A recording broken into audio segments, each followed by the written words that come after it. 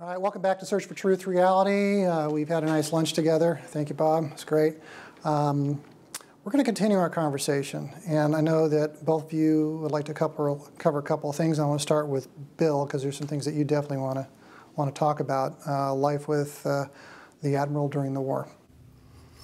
Well, what I was alluding to is it was important to understand that the subject that's coming back from Germany by the operatives, they're bringing information back that is totally, almost unbelievable. Admiral Rico Botta many times shook his head as the operative is trying to describe that particular portion of some of these programs. It was difficult to realize that there were thousands of situations that had been implemented into Germany by the extraterrestrials, totally changing their way of life, including extending some of the Germans' life, because the extended life program was already in operation in Germany way before it got started at TRW later on in many years. Did it actually get started at TRW, or was that just a study? It was a study that went into a program. The program involved the four largest advanced medical companies in the country. It has been a classified program. Scripps in La Jolla, California, is heavily involved in this program. And I've talked to a number of people there at Scripps who are currently still working on this program. And I think that it's nice if you sort of let me describe what happens to people that get on the program. And there's been over, I'd say at least 50 or 60 men in the past 20 years, and probably over 40 of women that have been involved in this extended life program.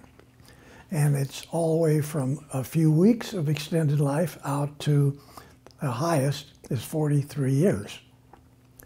And so the TRW initiated program, of course, when Northrop Grumman bought TRW, they got the extended life program too. So Northrop Grumman then got more involved themselves, even with considering that they now had an enormous laboratory, one space park, Redondo Beach, with the thrust to extend our life here. And so repeating a little bit, it takes 2 or 4 shots or 4 essentially aspirins over a 4-month period, one month at a time. And you immediately start to feel better. Different people were able to, their systems were able to accept the program faster than others. Many of the fellows were really slow in getting through it, and it took them a good 4 months to make the transition. But what happens is the men return back to 29.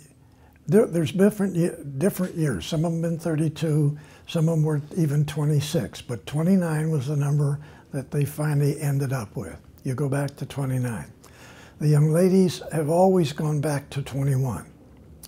The big advantage here is that you have a minimum of 400% greater capability use of your brain. And of course, if we go back to the present time, where we are still only using 2.3% of our brain, not because that's what we have chosen, but it's because the reptilians have been controlling our minds on this planet for thousands of years. everybody asks the question, well, why is that? What does that have to do with extended life? What does that have to do with everything? Turns out that extended life allows you to physically be in the same capability that you were at that younger age. Not just live longer, but be able to have all of the muscles, all of your systems, all of your organs young. Everything about you then is only 29 years old. This then is, if you want to use a comparison, sort of an opposite direction of what some of the Solar Warden naval officers who have recently spoken publicly about returning from previous lives aboard Navy spacecraft carriers. They essentially reverse that operation, and their mind is then blocked to where they have no memory of the 20 years they spent in the Navy. Now, if they have gone ahead and developed a second phase of another 20 years in the Navy, they also had an option, I understand, to where they could start over or continue at the same age of the first 20 years. So this system has many different aspects to it. Its relationship to us in reversing our capability and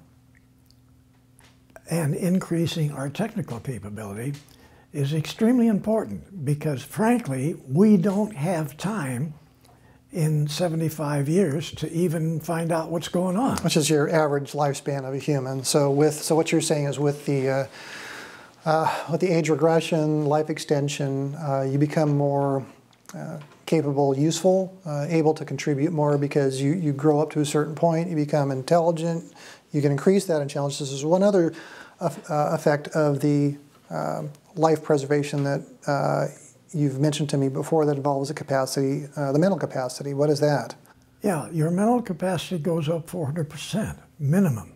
Some of it even to 700 and 800%, okay? This is staggering because it was already in your brain, but you haven't been using that like Nordic people that live 2,400 years or whatever, and the blue people too.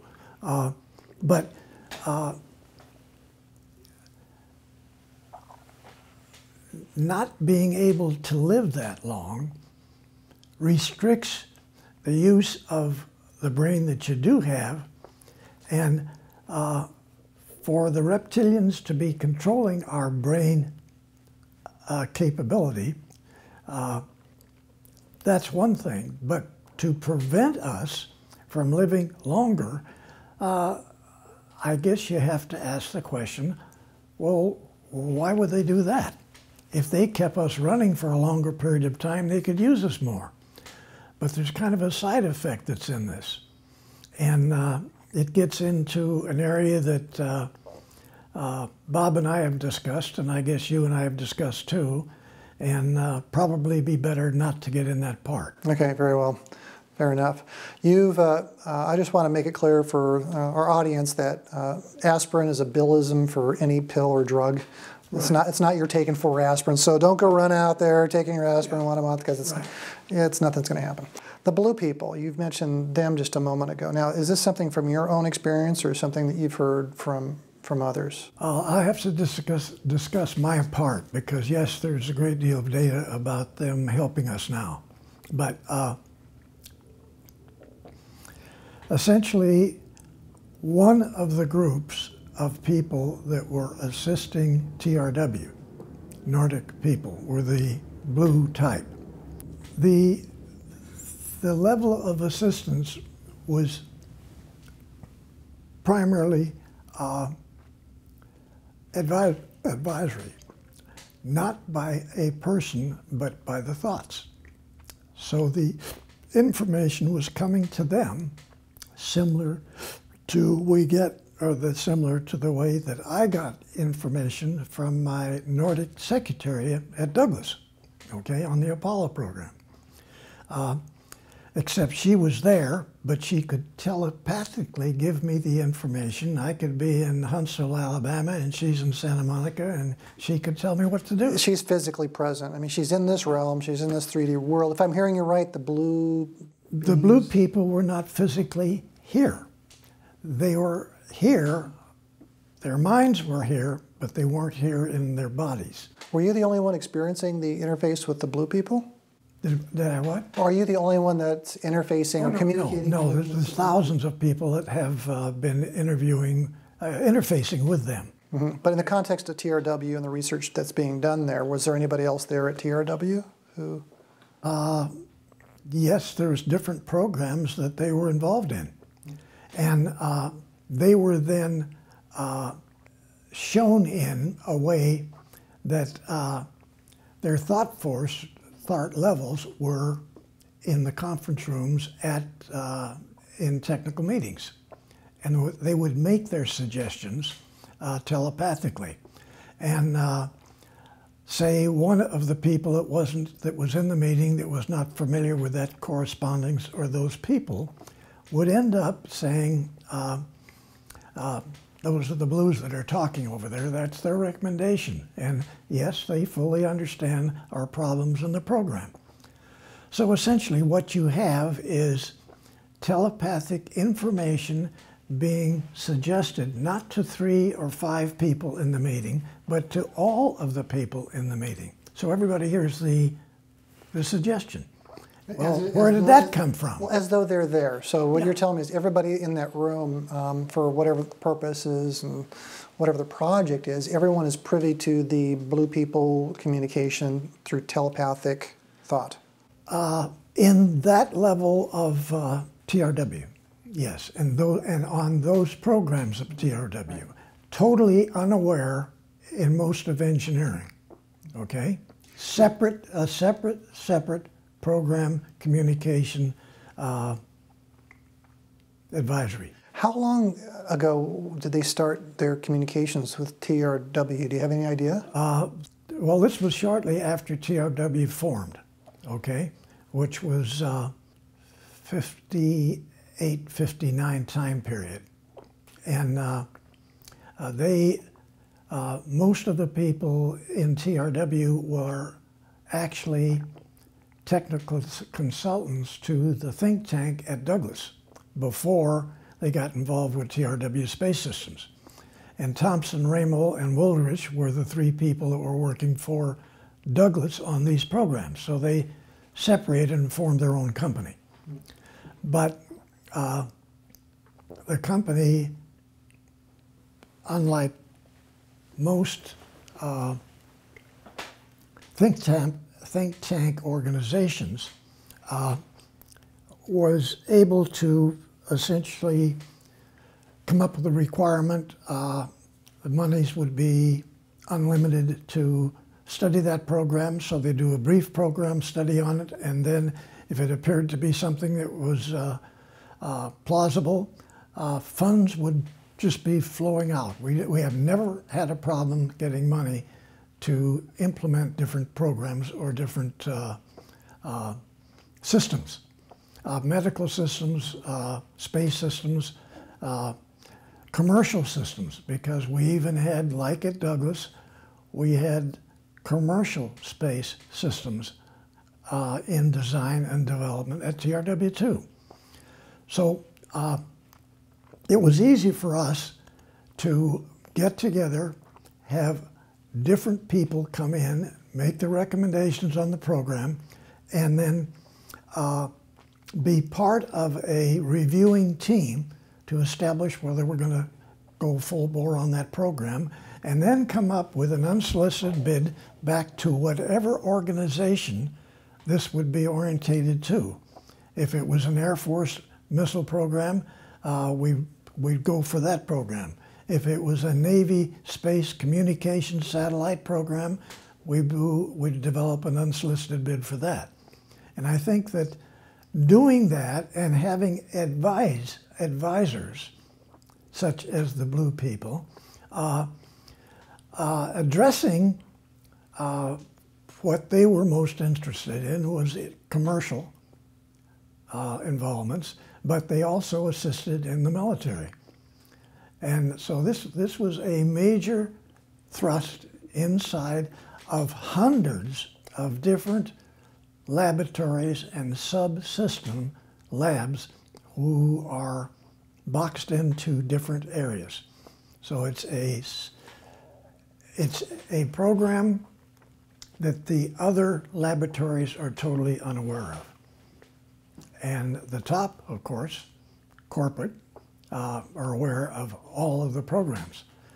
But different labs are totally, in fact, in some cases, there would be as many as 3 separate laboratories studying the same subject and addressing it in a different manner to find out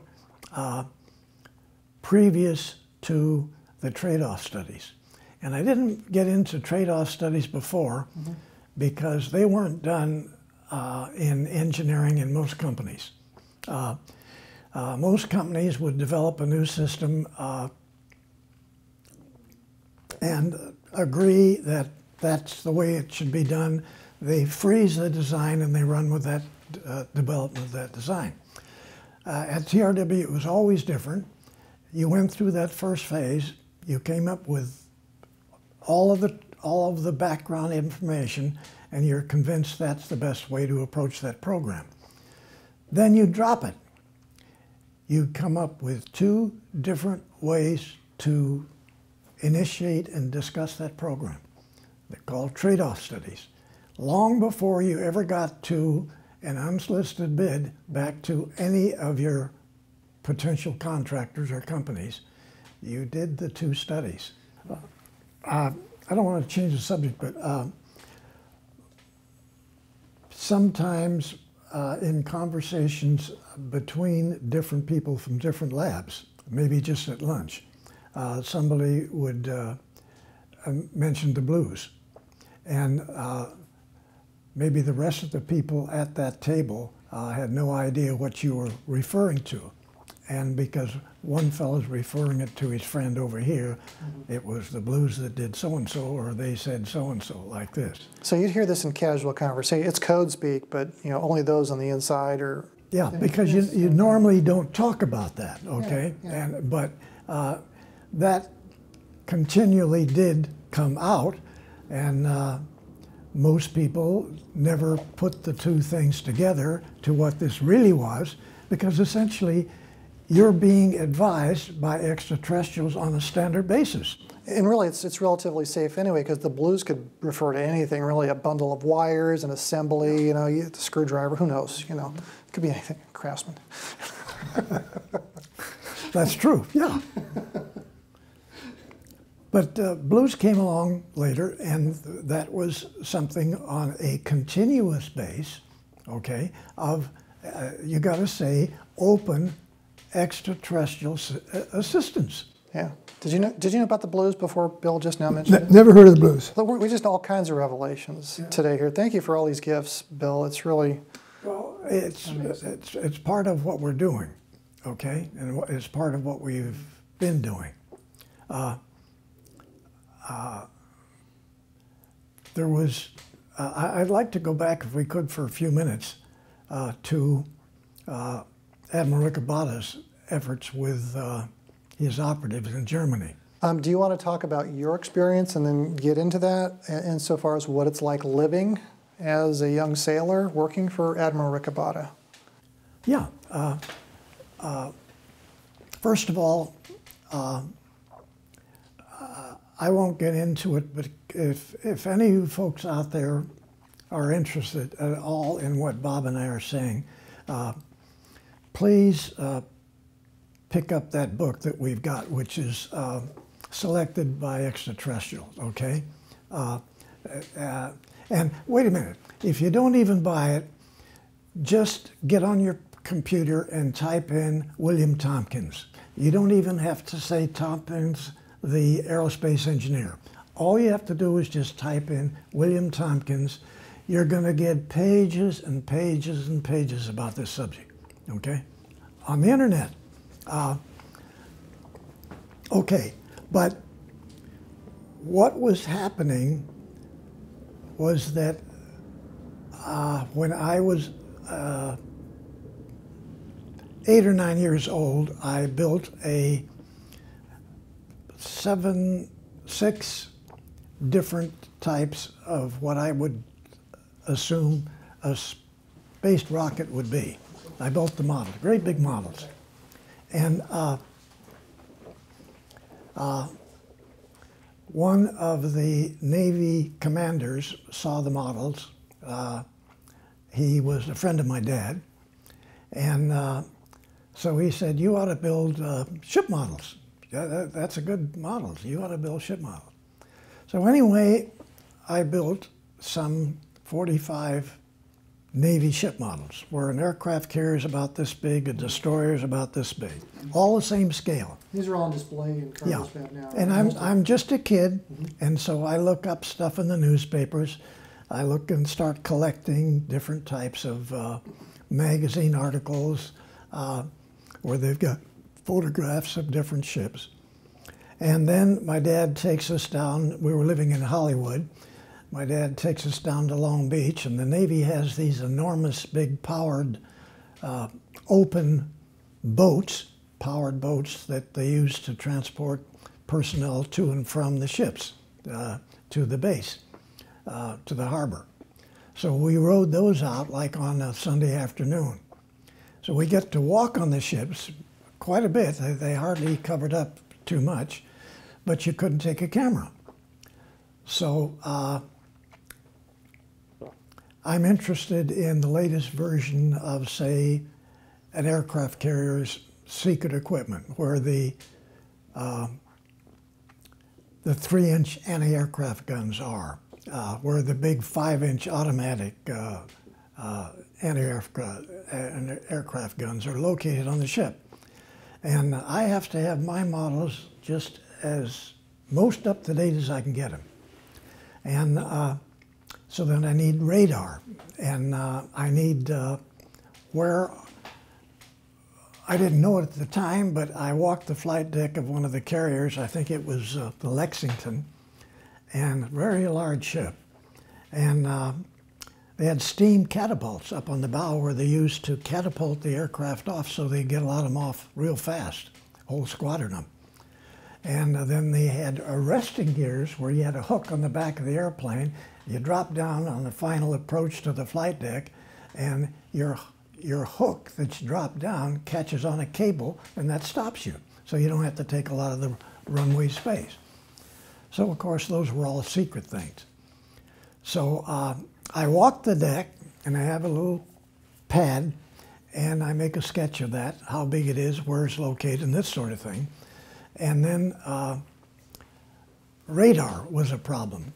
But at that time, they had rectangular radars with some types of structure in between the big main support. So I walked the deck to where I can find the sun throwing a shadow onto the flight deck. So I walked that size of the shadow, and I mark that down. Then I go up to the bow, and I walk the length of the steam catapult. And when I get home, I make perspective drawings of this, and then 3-view drawings of these, so that I can add these onto the ship. This is all from, a lot of the stuff's from memory as well, so it's from your memory and, as I understand it, and your drawings. Yeah, and so then I make the drawings. And so publicity sort of got out on the ship models, and there was a couple of articles in the newspaper. But what was more important, they had the models located in the window of the Broadway department store on Hollywood Boulevard. And 2 naval officers saw that, and they went in and asked the people in the store who the fellow was and could you get a hold of him and this sort of thing. And there wasn't anything wrong with that. And then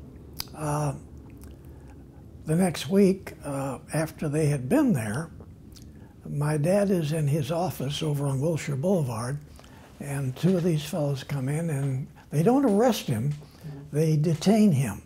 okay? But they detained him for 2 days and 2 nights. This is your father. My dad. And they want to know where he got that information, particularly with all of this secret stuff. And the fact that they had, as recently as 5 months before, relocated every anti-aircraft gun on the ship, okay? And before that, some of them didn't even have those guns on board, okay? This is before the war. So the next day, they let my dad out, and he took them over to our little 2-bedroom apartment house in Hollywood, and I shared a bedroom with my brother. And so they come in there to the bedroom, and I've got all these drawings and sketches and everything, and I've got all these newspaper articles and magazine articles and all this stuff. And it's piled halfway up to the windows on the side, all around the room. And they finally figure out this kid knows what he's doing, and he's doing something that's pretty accurate. Anyway, from that, I was called into, several months later, I was called into what would be a Naval Intelligence Office in San Pedro, California. And they talked to me a lot. And so what I'm trying to get to here is, how did you get into the Navy, and how did you get to this position working for Admiral Rico Botta? So my dad gets contacted again. He takes off work, drives me back down to that same base, and the same Navy commander was there that we talked to, and he inducts me into the Navy. And I'm in my first year of high school, about halfway through it. So because there was a real security problem about my family moving so many times, actually my dad didn't have money to pay the rent, so we'd move into a place for 2 months, he didn't pay the rent, and we'd get thrown out and go someplace else. So this makes getting your security clearance a little problematic, trying to track all those places. Yeah. So when they found this out, to alleviate that, the time it was going to take it, they inducted me into the Navy, okay? And they put me to work at the Vultee Aircraft Company over in Downey, California. And they were developing a new Navy gull-wing, large Navy attack aircraft in a secret area in their facility. Excuse me, you went to basic training before this or after? After. After. So the other thing I want to kind of clarify is, because I'm trying to think, how old was I when I was a sophomore in high school?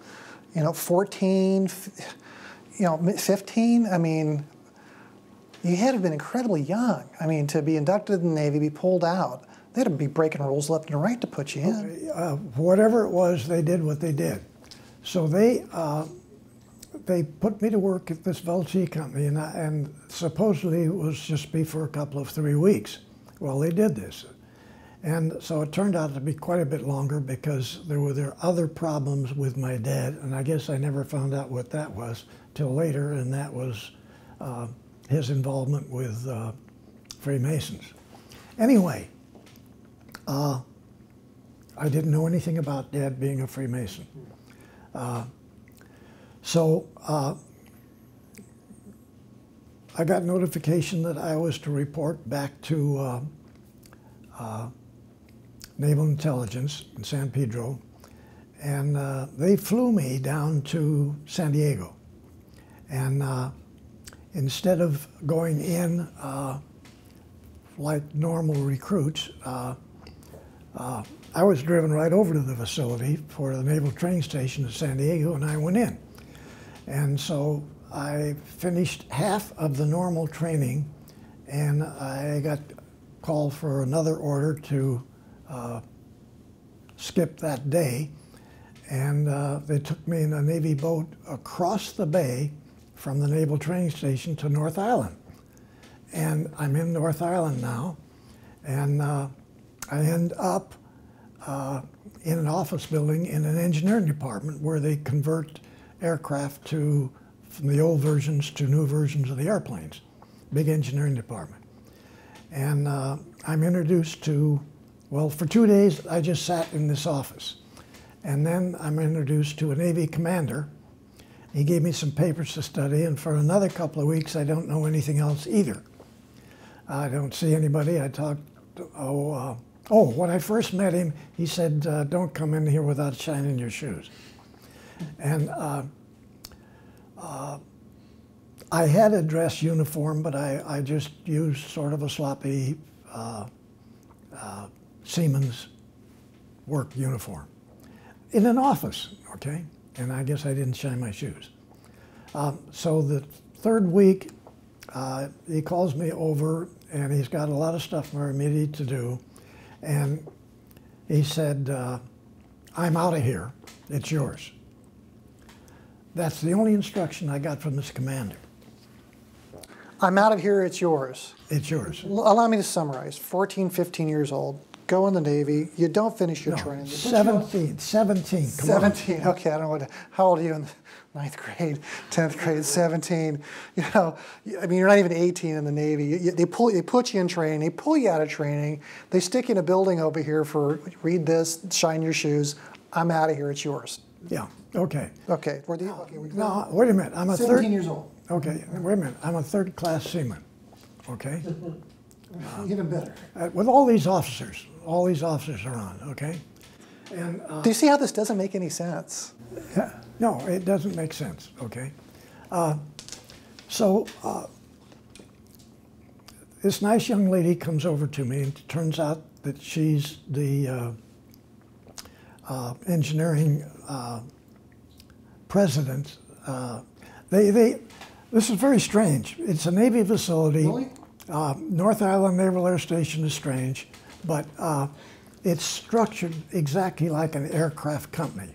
So the title of the president of the company, or the engineers, or the engineer managers, or the drafting staff, or whatever, they all got commercial names, but they're all Navy officers, okay? And hang on a second. so Hang on a second. So, Bob. I have a picture in the other room of him with the women that he was working with at that time. Okay. oh, you have the picture? I have the picture. Oh, is this one we were talking about over lunch? Yeah, that was one I was going to show you. Can you get that? Yeah. Take a break here. Just say, keep rolling. We're good. We'll just keep rolling. Actually, this one is worth. No, this one is worth seeing. So, all right. While he's off doing that, basically, you know, I was ribbing Bill. It's like everywhere he goes, it's like it's all about the skirts. You know, he's always working with the ladies. You know, everywhere.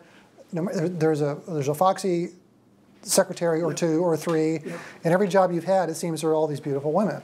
And actually, they all were, okay, beautiful. They all were top level. They all were graduates, and they all were tremendously capable.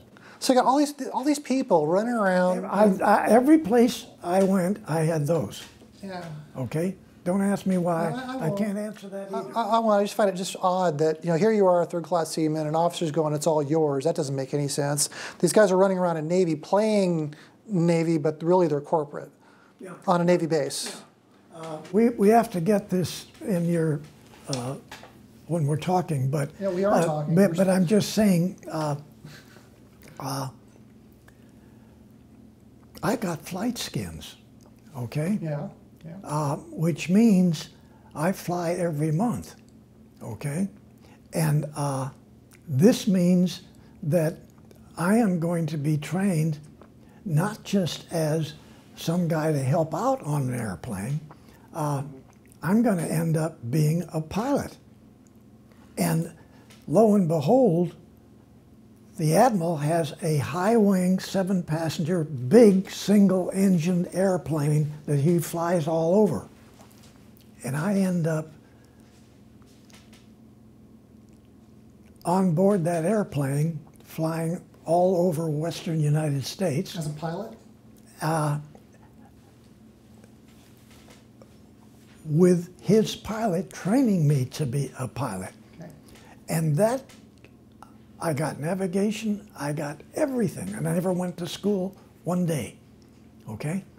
And when I came out to get a regular pilot's license, I went through that because I didn't have to take all the tests I could automatically take, okay?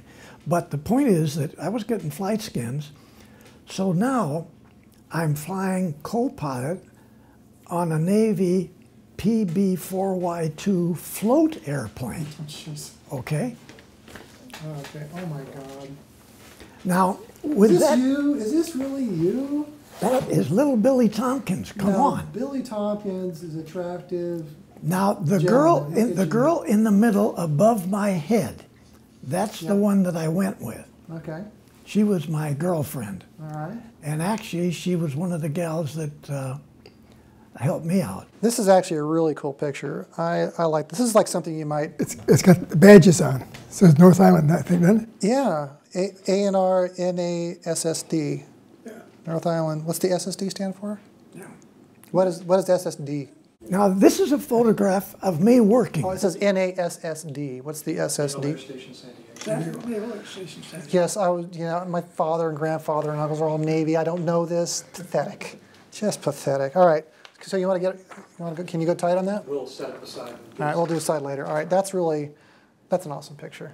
That is really cool. That is awesome. It really is. That's very nice. But anyway, so I didn't get the skins till later, but the commander that left had another fella, and his secretary came over and said, "We got to talk." And so I went into his office, and he sort of explained to me what I was going to be doing. Mm-hmm. And I don't know what the length of time was that the commander had been doing this job before I got there, but I know it must have been at least 1 year. So this is 1942, so that meant that Rico Botta was doing his thing in 41, okay? Which meant that Admiral Rico Botta had gone to 4 aircraft companies before he even got assigned to Commander Naval Air Station San Diego and discussed this subject, okay? So the third week that I was there, the first operative come in. I have to say that's not correct. 2 operatives had come in and I didn't meet. I was not in the meeting. The third week that I was there, I was invited into one of these meetings in that conference room up on top of the commander's tower you mentioned. tower, yeah. North Island. So the way it's set up is the big table. Admiral Rico Botta's here. I'm sitting next to him here. One of the Navy captains, of which I had 3 captain bosses and 4 altogether because Admiral Rico Botta was the 4th boss. So one of them would be there. The secretary would be on the end of the table to type, and the operative would be on the opposite side of the table. So this is all new to me. I get a little bit of information. We're supposed to try to listen to what's going on and make comments as required. So I never had any training for this, okay? And it took a little while to figure out what was going on. So the first guy that came in was one of the older Navy lieutenants in this spy group, which they never called them spies, but they're Naval Operatives. And they are like investigators in Germany and the occupied countries, attempting to find out what the SS is doing and what the situation is with extraterrestrials are doing things with the SS. None of this made any sense. So that was one of the few fellows that was there for a full week. Almost every one of the rest of them for 3.5 years, they were only there for the period of the 1 day, max 2 days, and they're back on the flight back. Yeah, these are the operatives you're talking about. So Operatives are gone. in and out. So we don't even have time to work with these operatives. It's just what he can give us now. And it had already been decided, I didn't do it, that they were going to put together packages and actually distribute them out to different technical organizations in the country on a classified basis. No document that I saw had secret stamped on it, not even confidential. We learned it later on. I learned it later on. That's the way they handled it. So after the operator had finished presenting his information, and after one or two of the captains finished all the questions to try to get better answers to what he's presenting, and the admiral does too, it was my job to stay with him for the rest of the day, the night, and the next day before he gets on another plane and goes back, okay? So I'm to be his buddy to help him whatever it is that he needs. If he needs whatever needs, I got to see that he gets this, okay? And by that same time, I'm to get as much additional information as I can from him of what he had presented. So I'm handed a document from the captain that's there and another note from the admirals over here. Questions. Okay, I get that the next morning. In fact, it's when I go in the next morning, that's the first thing I get. But going back to how this starts by day is that always after midnight, the admirals, I'm in my barracks asleep. The admiral's aide comes in the barracks, taps me on the shoulder and says one thing: he's here. Nothing else. I get dressed as fast as I can get dressed, and I still just look like your photograph of me. Okay. That's the way I look, okay? That's it. And I got my little badge. So I grab coffee on the way over. We get in there. The operative's sitting there already, and he's got stuff on the floor next to him. He's got stuff on the table. And then he's got his own notes, pretty well outlined. Some of these guys were real sharp. And he presents this information. If it's communications, something about communications, he has a box full of stuff. Whereas if it's about some sort of propulsion systems, very little. I mean, sketches, notes, this sort of thing, a couple of drawings. Occasional photos? Occasional photos, and also there were the hieroglyphics, okay? And he made his notes on the hieroglyphics from talking to the other German guys as to what do you guys understand what that was? What did this one mean? Okay? And he would have a photograph of that particular bar or that structure, piece of metal. So these operatives would get in a position where they can see the technology that's been worked on. It's got certain things, glyphs inscribed upon them. Whether they're Egyptian hieroglyphs or not, there's some kind of a glyph. It's something that we don't recognize. Yeah. And they've got some notes in there about, I assume, what this thing is. And yeah.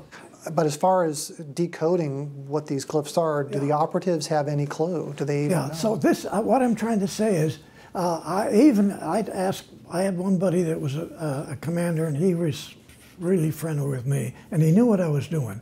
And so I kept asking him, you know, what in the hell, why do they do this? And I'm trying to get a better feel. We need a whole lot more information than that. How are we going to, and I always said me, because I never thought I was going to be the one that had to deliver it, okay? I said, how are you guys going to get this over to Lockheed? Or gosh, you said you're working with JPL and Caltech. You're working with them? How are you going to explain this? And I'm looking for a manual. Okay, give me a manual. And we don't even have a German manual on this. And but this first one was really hard for me.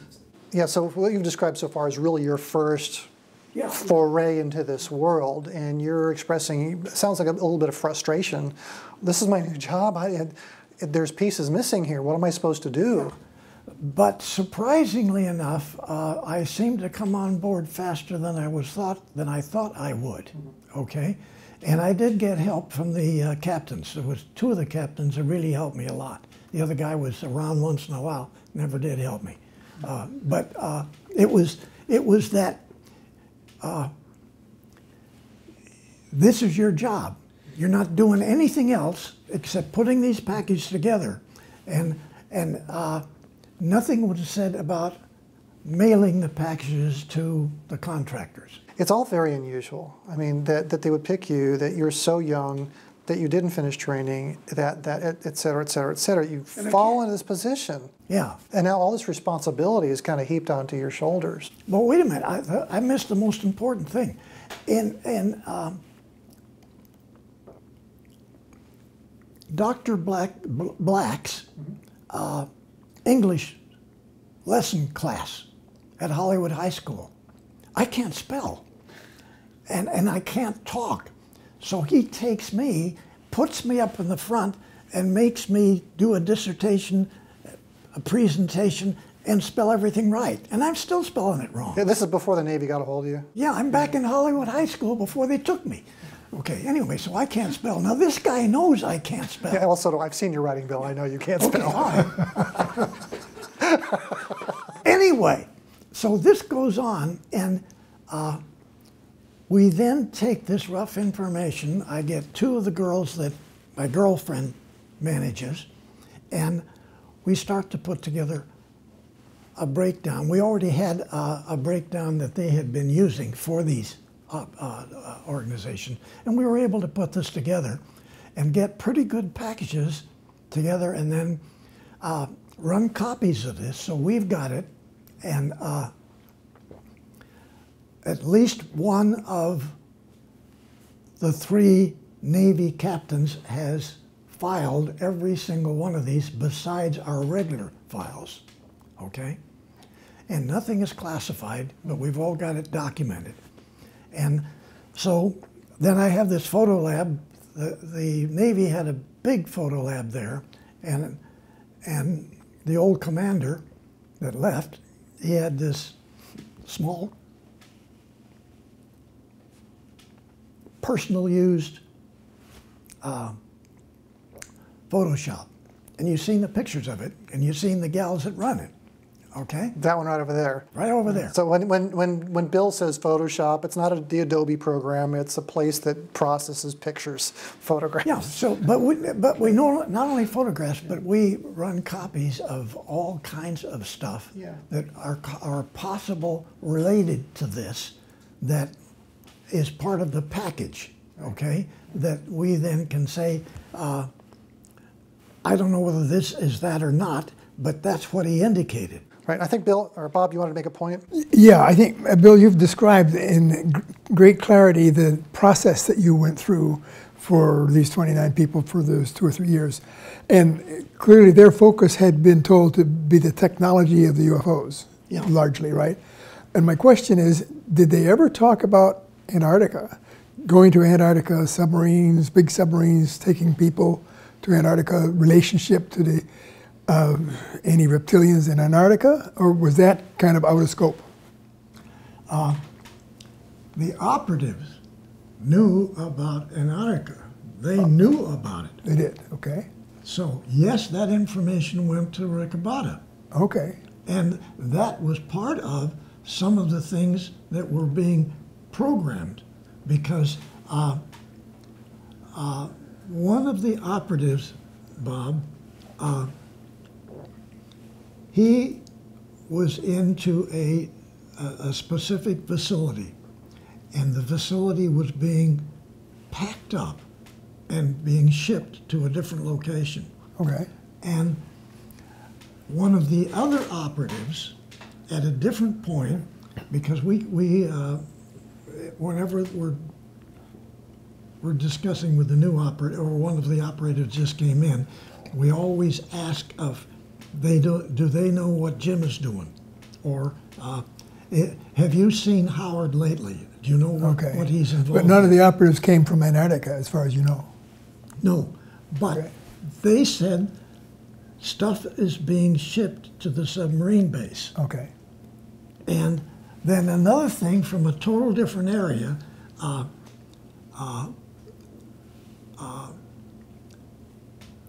they have built massive truck submarines. The Germans had. 400 people, sort of thing? Yeah. Okay. But it's not just people, they would haul equipment too. Did they ever talk about high energy weapons like lasers Yes. during the war? Yes. During your debriefs, when the operatives are coming through, they were talking about the high energy laser weapons? Yeah. See, that's consistent with a report that's in one of the recent books I've read of a 400-foot submarine apparently had to surface, and they were sighted by a British destroyer or cruiser, and they killed the destroyer with laser weapons. And this was like in the late 44 or so. And I just read that like 2 weeks ago as a report. And it's not that just they were researching them. The SS was given brand shiny new ones, okay? So you didn't have to start from scratch from a bunch of pieces of paper like what I'm giving to these companies to go try to make something like that. And they weren't the Nordics providing this either. It was another group of extraterrestrials that had given the SS complete, a multitude, just different, 14 different types, did you say? There was a number that you had written, I don't recall, but it was more than one. 13. Yeah. Yeah, so 13 different types of hardware flying operable craft. Meanwhile, so we're here. But I got the impression that on some of these, the Nazis mounted ordinary machine guns and weapons. But on others of them, apparently, they may have considered using laser weapons. They did use the laser weapons on them, the bigger ones. Okay. Were the laser weapons invented by the Germans or by the reptilians? Reptilians. Okay. See, that would be new information. Yeah. The Germans, wait a minute, the Germans got real smart, okay? They were smart before this happened. Germans were very brilliant people, okay? Why they had to pick the SS to go do the thing that they were going to do, maybe they figured that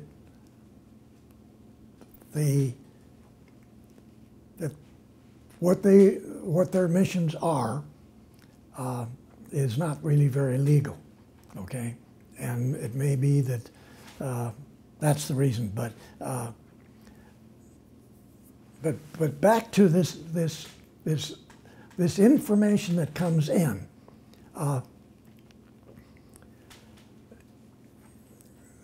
You had other pieces of paper with different types of numbering systems, okay, on it that weren't German. They weren't anything that we knew about. And so they would be identified by this numbering system. And of course, this was an extraterrestrial piece of paper, okay? And here it is. We're not going to tell you how it works. That's what we're asking you, Lockheed, to do. We're giving you a contract. You got to figure this out. So I'm getting this stuff from every place that I go with these documents. You know, you dumb a-hole or something, don't give us something like this. How do we do, what do we do with this? Right, so they're calling you out because you've got really what amounts to what I mentioned earlier. It's like a post-it note with a stick figure. Here, go make a flying saucer. It's not a request for a proposal. And so don't blame them for having a hard time trying to figure out what the hell does the Navy want us to do. Right. I remember asking about the Germans because they were provided the technology, but in the form of the hardware, but there also some documentation, teaching, and even they had some challenges interpreting the written script or whatever was provided to them. Is that accurate? Yeah, absolutely, yes. So they also had, they couldn't read what was given to them on the written page. You know, and here are operatives somehow getting access to at least some of that, I would assume, bringing it back and expecting our people to do create something based on a subset of something they have. But remember though, actually they had reptilians there that looked like humans, okay? They had reptilian guys there that looked just like us that they could go ask to help us out here. We didn't have anything like that in the United States. We just had these frivolous packages with notes in them. Do you think that any of the well-known Nazis that were photographed were actually reptilians? I never thought that, but other people had said they thought some of them were. Don't know yet. I never thought it. Okay. But I don't know. But we're just trying to say, please, you've got to realize how hard this was on American organizations to take this information and run with it. And if you stop and think, what you just said was that somebody in the Navy gave Lockheed Aircraft Company one of these packages.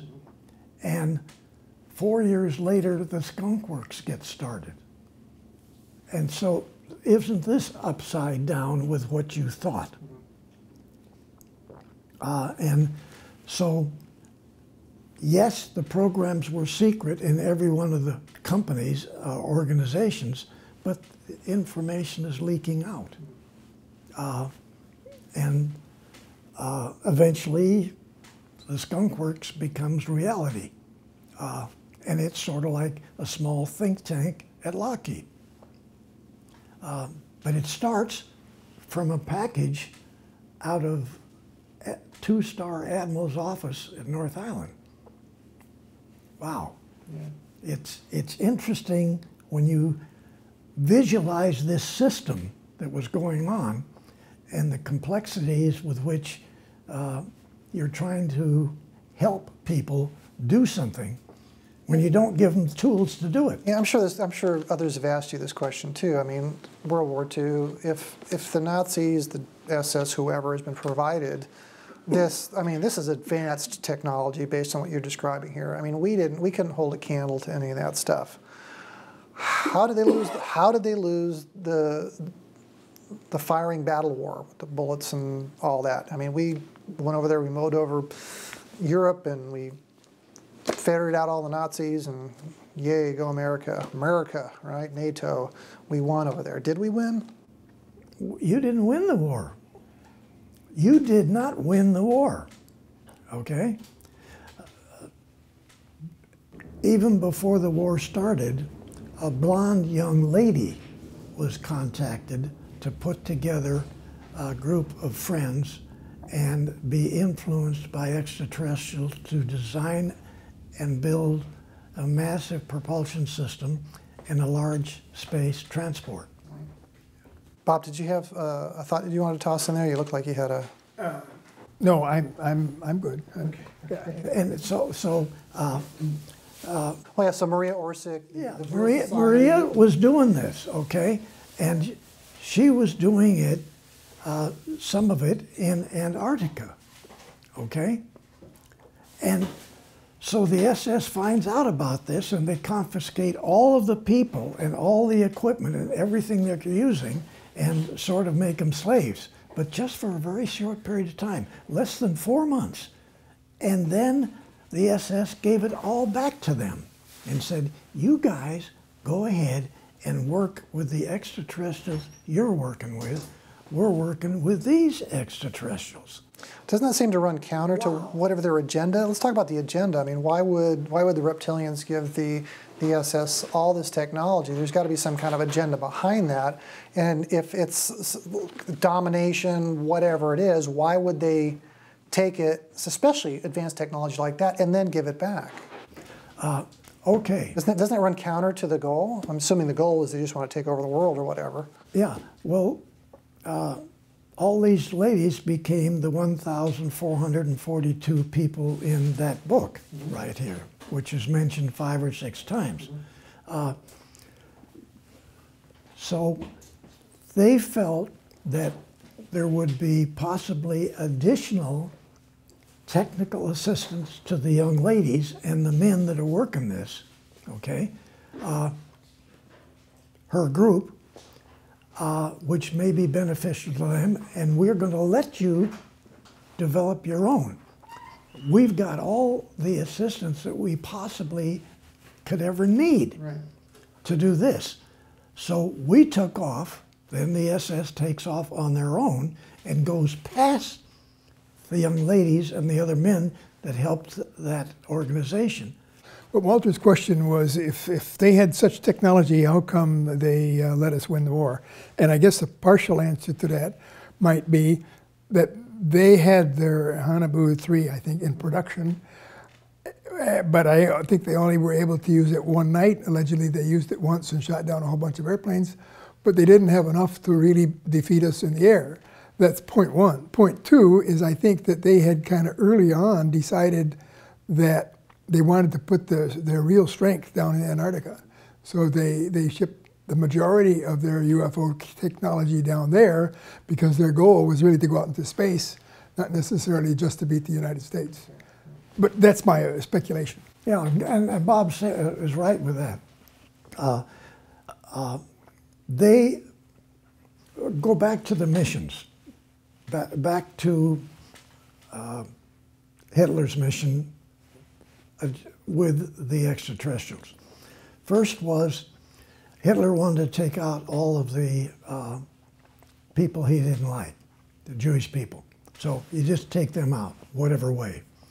But secondly, you take every man, woman, and child on this planet and put them in these in-mountain production facilities all over Germany and the occupied country, building thousands and thousands and thousands of extraterrestrial vehicle, military space vehicle, and operate out in the galaxy with these, along with the reptilian naval battle groups, and do the same thing, enslave every planet they can find out there off of every star they could find. But they never got thousands done before they lost the war. Yeah. What final word would you guys like to have before we close off this day? Oh, but before Bob sits with his, let me try to say, the way Bob's going to say it eloquently. I'm just going to rough something.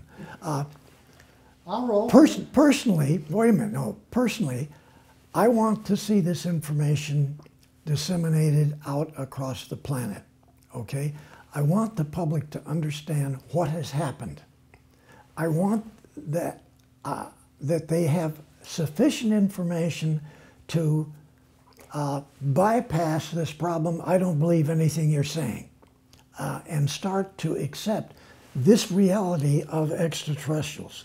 Okay, and it's imperative to the people on this country to understand what their position is, and this needs to be fixed. And any help we can get from any extraterrestrials out there to counter some of these black hat people out there, this is great for us. We need to get everybody involved. I've got a limited perspective at this point. I think there's two things that drive my thinking. One is the incredible sophistication that organizations, including governments, have had in keeping secrets. That's thought number one. And I believe that can be a convincing story, but it's a challenge because most people believe Washington can't keep secrets. And it's very difficult to get over that little hump. The second thing is I would say I'm not looking toward the aliens to solve our problems. I'm thinking that full disclosure will probably let the best results flop out. So I would say I'd go for full disclosure about everything, including disclosing things that would put a lot of people in jail because I think they deserve to be in jail. So those are my two main thoughts. And I think Bill's story really supports both of those arguments. Bill is himself trying to get the truth out. And I think the truth can set you free. Nothing wrong with that. Indeed. Well, someday we'll have that, shall we? Yeah.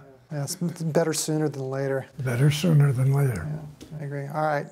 Well, thank you everybody for watching my YouTube channel, Search for Truth Reality. This is today with Dr. Robert Wood. Thank you. And William Tompkins, as always, thank you very much. And we'll see you all next time.